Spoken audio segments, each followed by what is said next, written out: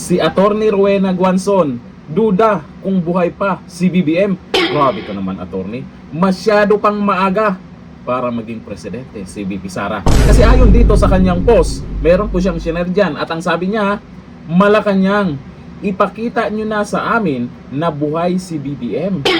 Real time, live, hawak ang dyaryo. Yun ang gustong mangyari ni Attorney Rowena Guanzon para mapatunayan na buhay pa si BBM. Kasi nakaraan, absent si BBM sa mga aktibidad na kailangan nandyan dapat siya. Kahapon, absent ulit. At kanina, eto, absent na naman. Yan po sa balita. Executive Secretary Rap Recto arrives in Camp Crame on behalf of President Ferdinand Marcos Jr. for celebration of PNP Day. PNP Day on Thursday. Kanina po, si Recto ang nandyan. Recto is welcome to the National Police Headquarters by PNP Chief General Jose Melencio Nartatis Jr.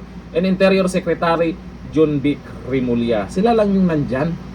Ang Pangulo dapat ang nandyan. Wala na naman. Absent na naman. Pero may mga inilabas silang picture, may inilabas silang video, pero may mga nagdududa.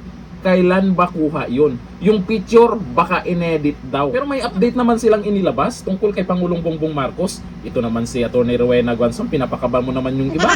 Ayon dito sa Batas PS, puro sabaw na lang ang kinakain ni PBBM. Puro sabaw na lang daw. President Ferdinand Bongbong Marcos Jr. revealed that he is currently unable to eat solid food and has been advised by his doctor to consume only soup after being diagnosed with diverticulitis.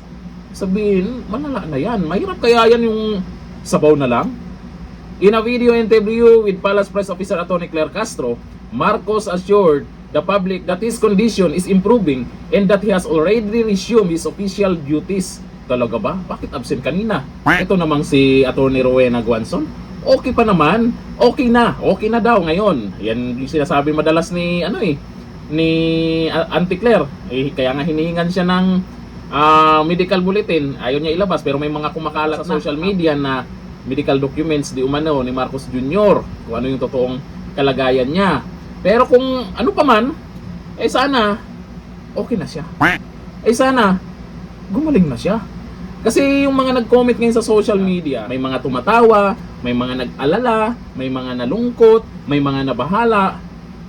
Pakita naman ang ating Pangulo. Tama nga naman siguro si Atty. Rowena Guanzon na yung live para matapos na yung haka-haka.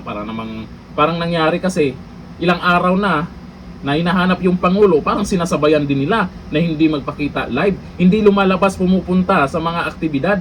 Yung mga duda na kumakalat ngayon at may mga lumalabas pa na medical documents, siyempre, yung mga loyalista nga, kinakabahan na.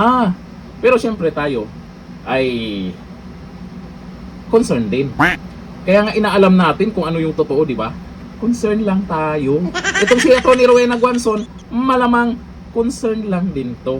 Kaya nakapag-post siya ng ganyan. Hanggang dito na lang. Thank you. Bye-bye.